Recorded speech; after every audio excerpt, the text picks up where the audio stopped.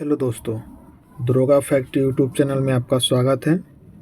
तो आज का क्लास हम लोग का होगा बजट पे, जो कि 1 फरवरी को हर साल पेश होता है हमारे लोकसभा में। और बजट जो है सरकार के द्वारा एक साल में किए गए कार्य पर लिया गया या दिया गया पैसा का ब्यौरा होता है, जिसी को ही हम लोग बजट कहते हैं। तो चलिए, बजट जो हम लोग का इस बार का है, निर्मला सीतारमण जी ने ही पेश किए हैं और ये 2019 से ही पेश कर रही हैं निर्मला सीतारमण जी।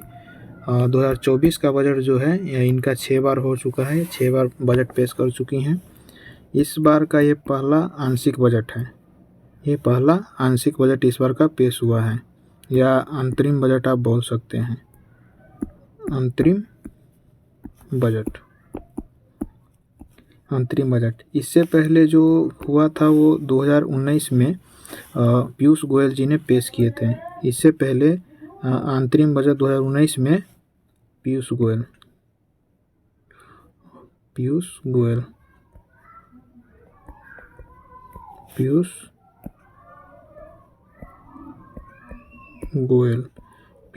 जी ने इससे पहले अंतरिम बजट पेश किए थे।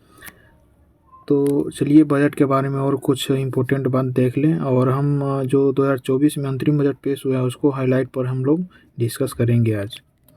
ये बजट 2024 का था, ये सबसे शॉर्टेस्ट बजट था। ये 58 मिनट में ही कवर कर लिया गया था बजट, जो निर्मला सीतारमण जी का सबसे छोटा बजट है। और हिस्ट्री में सबसे लंबा बजट 2020 में हुआ था, जो निर्मला सीतारमण जी ही ने पेश किए थे। 2020 में ये था 2 घंटे 42 मिनट के आसपास था। तो सबसे लंबा भी इन्होंने ही पेश किया था, सबसे छोटा भी इन्होंने ही पेश किया था। चलिए आगे इसका बाद कुछ देख लेते हैं। तो हम लोग अब बजट शब्द है, इससे रिलेटेड और कुछ हम लोग जानकारी देखते हैं। ये ब्रिटिश भारत का पहला बजट, ब्रिटिश भारत का पहला बजट 1860 में हुआ था, और इन्होंने जेम्स विल्सन ने इसे पेश किए थे। जेम्स विल्सन ने इन्होंने पेश किए थे। और स्वतंत्र भारत का पहला बजट 1947 में, उस टाइम के जो वित्त मंत्री थे वो थे शनमुखम सेठी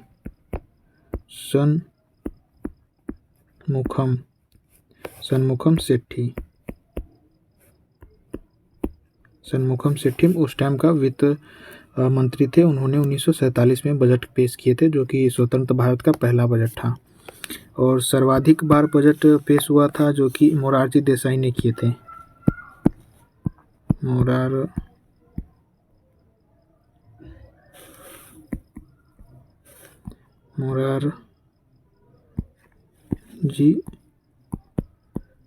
देसाई ने सर्वाधिक बार बजट पेश किए थे।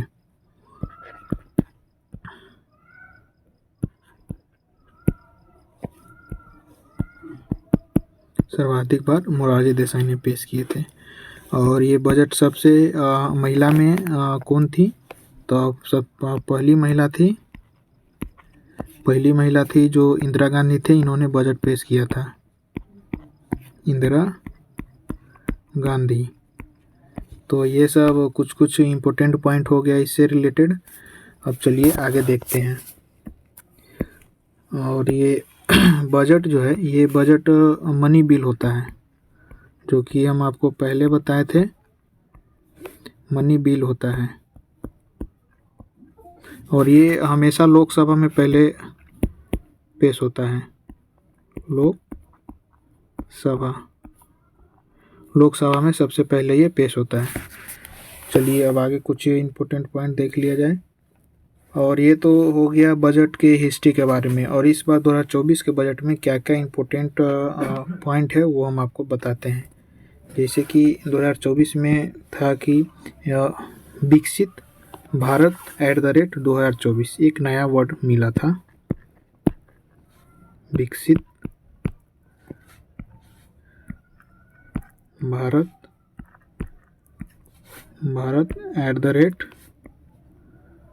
@2047।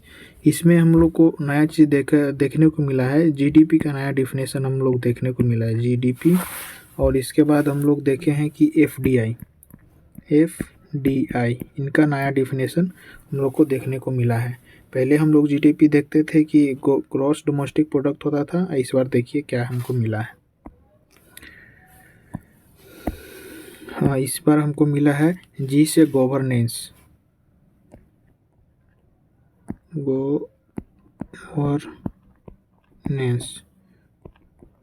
जिसे गवर्नेंस, और डी से डेवलपमेंट,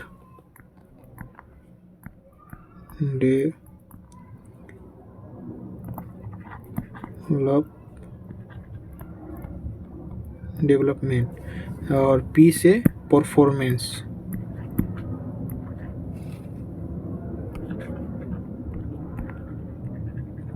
परफॉर्मेंस, ये इसका डिफिनेशन हो गया। इसी तरह एफ का हो जाएगा फर्स्ट,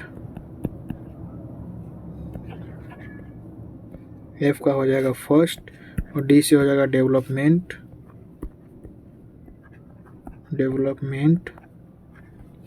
और आई से हो जाएगा इंडिया। इसका डिफिनेशन हम लोग को मिला है इस बजट में।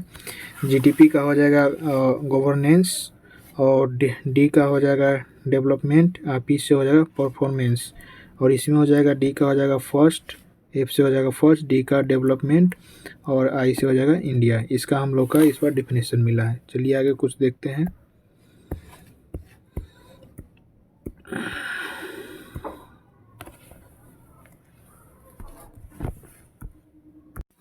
चलिए इस बार के बजट में हम देखते हैं कि क्या खर्च हुआ है और कितना आया है 2024।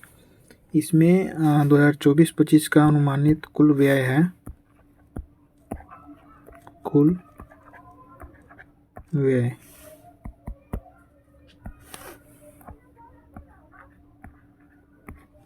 व्यय है 47,65,768 करोड़ रुपया अनुमान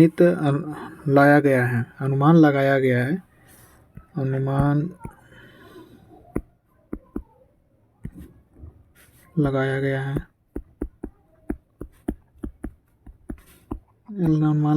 है। और जिसमें से कुल पूंजीगत व्यय, कुल जो पूंजीगत व्यय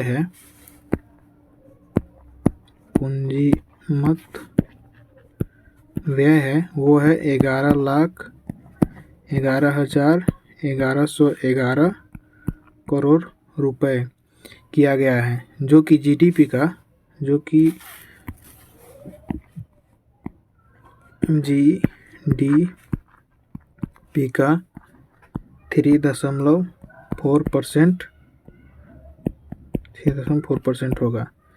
इसमें ये कहने का मतलब है कि कुल व्यय 47,65,768 करोड़ रुपया अनुमानित लगाया गया है, और इसमें से पूंजीगत व्यय होगा 11,11,111 करोड़ रुपया, जो कि जीडीपी का 3.4% होगा।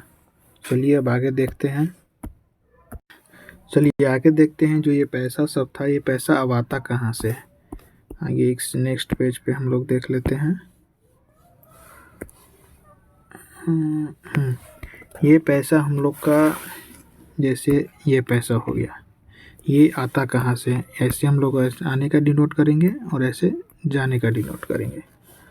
तो फर्स्ट में सबसे ज़्यादा पैसा आता है हम लोग का मार्केट बोरोइंग से आता है 28%। मार्केट बोरोइंग से आता है 8%। और 2 नंबर पे आता है PIT से, जिससे 19%। और 3 नंबर पे आता है GST से। GST से हमको मिलता है 18%। इतना ऐसे करके और तरीका से पैसा हमको मिलता है। और जाता है सबसे ज़्यादा किस में, तो इसमें जाता है इंटरेस्ट पे में जाता है, जो कि 20% हो गया। इंटरेस्ट पे में जैसे हम लोग बोरिंग यहाँ से बोरो किए हैं उसका इंटरेस्ट तो देना होगा ना, तो इंटरेस्ट पे में जाता है हम लोग का 20%। और 2 नंबर में हम लोग का एस्टेट को देते हैं शेयर, इन दोनों में हमको जाता है 20%, इन दोनों में भी चल जाता है। और 3 नंबर में रक्षा में हमको जाता है हम लोग का 8%। ऐसे करके हम लोग का पैसा आता है और ऐसे करके हम लोग का पैसा जाता है। और जो वर्ष 2024-25 में राजकोषीय घाटा जीडीपी के, इसे स्टार मार के यहाँ पे लिखते हैं 2024-25 में राजकोषीय घाटा जो होगा हम लोग का 5.1% रहने का अनुमान है। 5.1% रहने का अनुमान है। 2024-25 में राजकोषीय घाटा 5.1 रहने का अनुमान है इस बार। चलिए आगे देखते हैं। अब चलिए वो तो देख लिए, अब सबसे पहले देखते हैं कि हम कितना पैसा किस पर खर्च करेंगे। जैसे सबसे पहले सबसे ज़्यादा पैसा हम लोग इस बजट में जो लिखा गया है वो खर्च करेंगे रक्षा पर।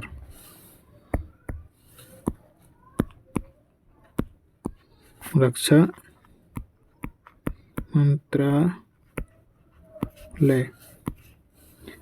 मंत्रालय तो हम लोग सबसे ज़्यादा पैसा खर्च करने वाले हैं। फर्स्ट नंबर पे आता है हम लोग का रक्षा मंत्रालय।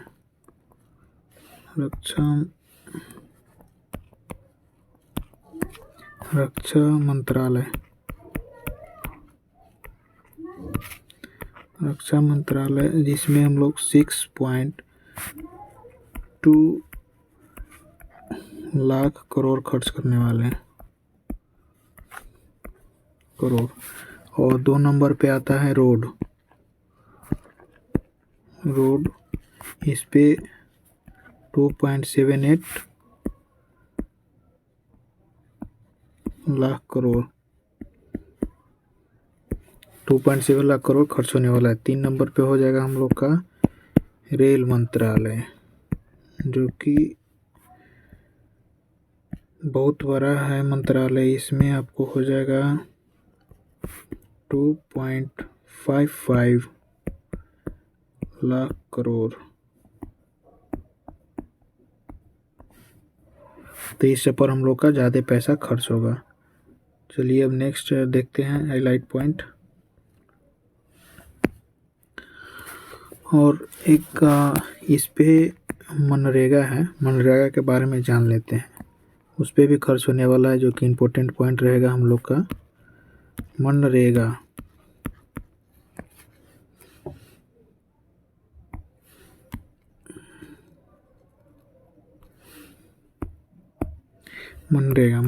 के बारे में थोड़ा जानते हैं। ये 2005 के एक्ट से बना गया था, जो कि इसका हुआ था 2 फरवरी 2006 में स्टार्ट हुआ था। और इसका नामकरण चेंज करके 2 अक्टूबर 2009 में इसका नाम चेंज करके मनरेगा रखा गया। पहले नरेगा नाम था। जिस टाइम ये स्टार्ट हुआ था उस टाइम इसका नाम था नरेगा, और नाम चेंज करके इसमें इसका नाम मनरेगा रखा गया था। ये इसके बारे में हिस्ट्री हो गया। और 2024-25 के बजट में इसमें इनको इस फील्ड में खर्च करने के लिए मिला गया है 86,000 करोड़। 86,000 करोड़ इस फील्ड में खर्च होगा, ताकि मज़दूरों को जॉब मिल सके इसमें इस टाइम। तो ये इसको इस बार ध्यान रखिएगा। इस बार का ये बजट है, बजट में इम्पोर्टेंट पॉइंट है। 2024-25 में 86,000 करोड़ मनरेगा में मिलेगा खर्च करने के लिए। अब चलिए नेक्स्ट देखते हैं। और ये नेक्स्ट एक और पॉइंट है। नेक्स्ट पॉइंट हो गया राष्ट्रीय हरित हाइड्रोजन मिशन को 600 करोड़ मिला है। जो कि सभी देखते हैं हाइड्रोजन मिशन पे अभी सब अच्छा से काम कर रहा है, तो उसी पर ही पैसा खर्च होगा इस बार। ये डाटा जो है ये सब आप याद रखिएगा, ये सब हाईलाइट डाटा है। राष्ट्रीय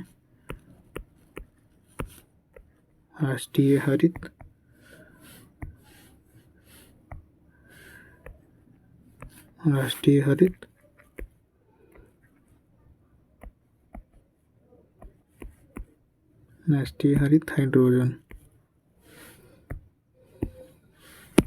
के फिर से कहते हो, मिटा गया।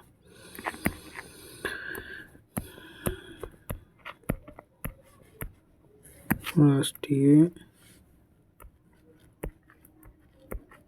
हरित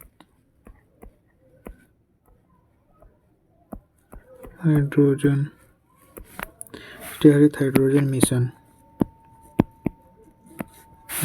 जिसमें से आपको 600 करोड़ रुपया इस बार मिला है। ये भी आपका इम्पोर्टेंट पॉइंट है, इसको याद रखिएगा। चलिए अब आगे कुछ इम्पोर्टेंट पॉइंट सब देखते हैं जो कि इस बार के मिशन में हो गया। जैसे लखपति दीदी और G20 हम लोग होस्ट किए हैं, ये सब के बारे में हम लोग दिखाते हैं। इस GDP में यही है कि हम लोग क्या क्या अचीवमेंट किए हैं उसके बारे में इसमें डिस्कस करना हुआ है।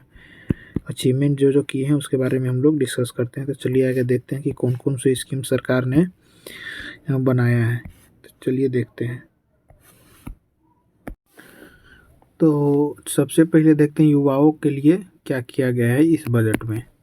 तो युवाओं के लिए इस बजट में क्या किया गया, तो युवा का सशक्तिकरण, युवाओं का सशक्तिकरण के फिर से लिखते हैं, गलत हो गया है।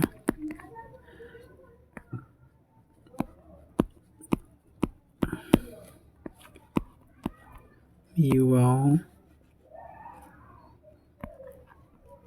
का सशक्तिकरण, युवाओं का सशक्तिकरण, इसमें क्या किया गया है देखिए। इसमें एक योजना स्टार्ट हो गया है, PM श्री योजना। PM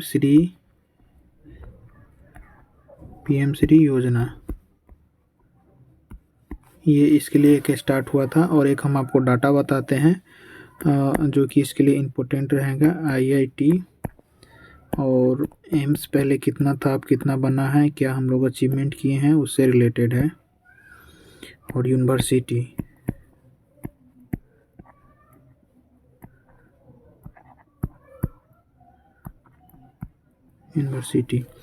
ये 2024 का डाटा है और ये 2023 का डाटा है।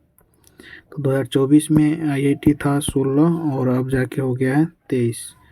और 2024 में 7 एम्स था, अब हो जा गया है 22। और यूनिवर्सिटी था 2014 में 723, जो कि अब हो गया है 1113 हो गया है। ये सब हम लोग का अचीवमेंट है, ये सब भी है इस बजट में। ये सब आप एक बार देख लीजिएगा तो ठीक रहेगा। चलिए अब आगे हम स्कीम के बारे में पढ़ते हैं कि क्या क्या स्कीम इस बजट में महत्वपूर्ण है। तो पहला स्कीम है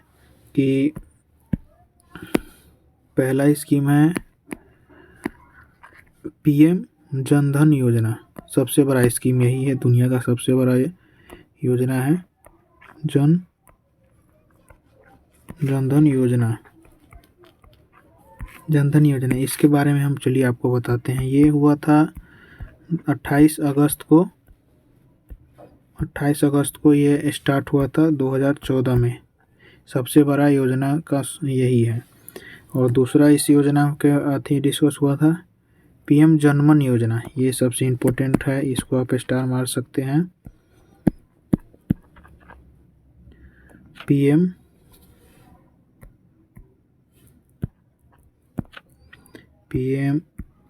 जनमन योजना।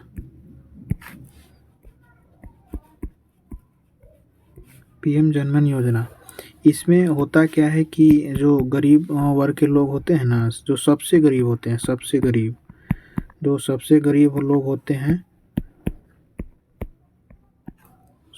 लोग होते हैं, उनको अलग से कुछ ग्रुप में बांट के उनको पैसा या कुछ सहयोग वगैरह इनको मिलता है। तो इन योजना के तहत 75 ग्रुप में बटाया गया है। उस ग्रुप में सबसे गरीब जो लोग होते हैं, सबसे अंतिम पे खड़े जो लोग होते हैं, उनको कुछ राशि दिया जाता है, उनको सपोर्ट किया जाता है। तो यही एक योजना नया बना है, पीएम जनमत योजना। चलिए नेक्स्ट योजना देखते हैं। नेक्स्ट योजना हो गया, आपको ये भी खूब चर्चा में रहा है, पीएम विश्वकर्मा। पीएम विश्वकर्मा योजना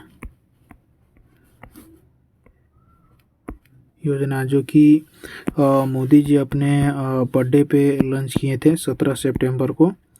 17 सितंबर 2023 को इन्होंने लॉन्च किया था। और ये हो गया कि इसमें 18 प्रकार के कारोबार के लिए मतलब ऋण उपलब्ध कराया जाएगा। 18 प्रकार के कारोबार के लिए ऋण उपलब्ध कराया जाएगा। चलिए नेक्स्ट स्कीम देखते हैं क्या है कि ये अन्नदाता का कल्याण। नेक्स्ट स्कीम है अन्नदाता का कल्याण। अन्नदाता का कल्याण, ये स्कीम वो लॉन्च हुआ था 24 फरवरी 2019 को। और ये स्टार्ट हुआ था यूपी में जो गोरखपुर है, यूपी के गोरखपुर से ये स्टार्ट हुआ था। चलिए नेक्स्ट इम्पोर्टेंट स्कीम और देख लेते हैं। यहाँ एक योजना है, अभी बहुत अच्छा है, नारी सशक्तिकरण योजना। नारी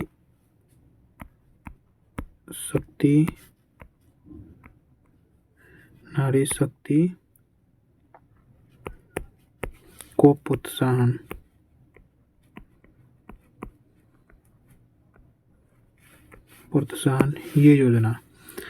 ये योजना 10 वर्ष में जो उच्च स्तर के जो शिक्षा होता है, उच्च स्तर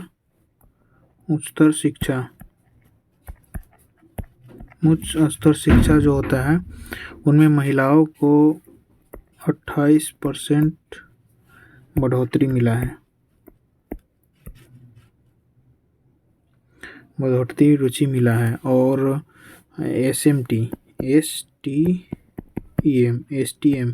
इसमें 43% इनरोलमेंट हुआ है। इसमें 43% इनरोलमेंट हुआ है। STEM का मतलब होता है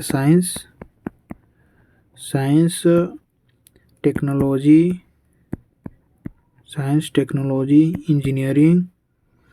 इंजीनियरिंग और मैथ। इसमें भी 43% इनरोलमेंट हुआ है। मतलब कि अब महिला लोग भी अब जागरूक हो रही हैं, इस स्कीम से ये पता चलता है। चलिए नेक्स्ट स्कीम देखते हैं।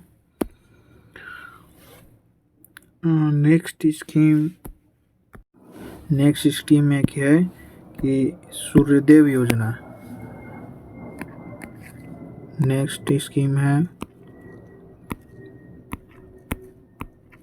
सूर्यदेव योजना, जो कि 22 जन 2024 में स्टार्ट हुआ था। ये रामलला का जो प्रतिष्ठान हुआ था यूपी में, वहीं से प्रधानमंत्री मोदी जी ने ये स्कीम को लॉन्च किए थे। और इस स्कीम के लॉन्च के द्वारा जो छत पे जो सोलर लगाने का काम किया जाएगा, सबको सब्सिडी मिलेगा, सस्ती से सस्ती सामान मिलेगा इस योजना के थ्रू। चलिए नेक्स्ट योजना देखते हैं। और स्वच्छता से रिलेटेड कुछ योजना है। स्वच्छता इसमें है कि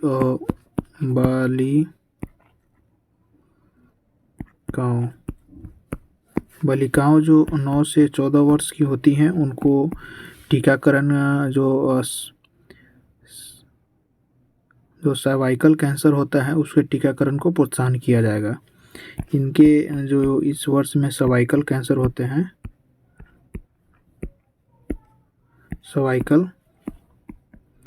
कैंसर, सर्वाइकल कैंसर, इसी के टीकाकरण के लिए इसको प्रोत्साहन किया जाएगा,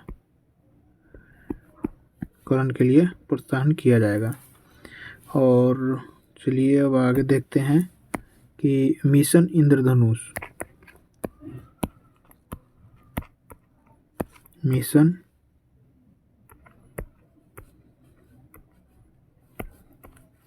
मिशन इंद्रधनुष ये भी टीकाकरण से ही रिलेटेड है, जो कि 25 दिसंबर 2024 को लॉन्च हुआ था। और उसके बाद एक है कि आप लोग जानते ही हैं नैनो DAP, इसकी शुरुआत कहाँ से हुआ है? तो कलोल गुजरात,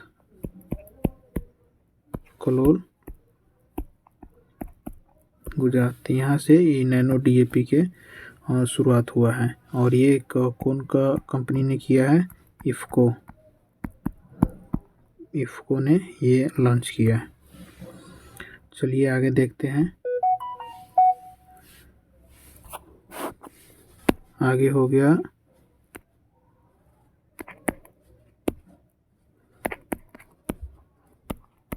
लखपति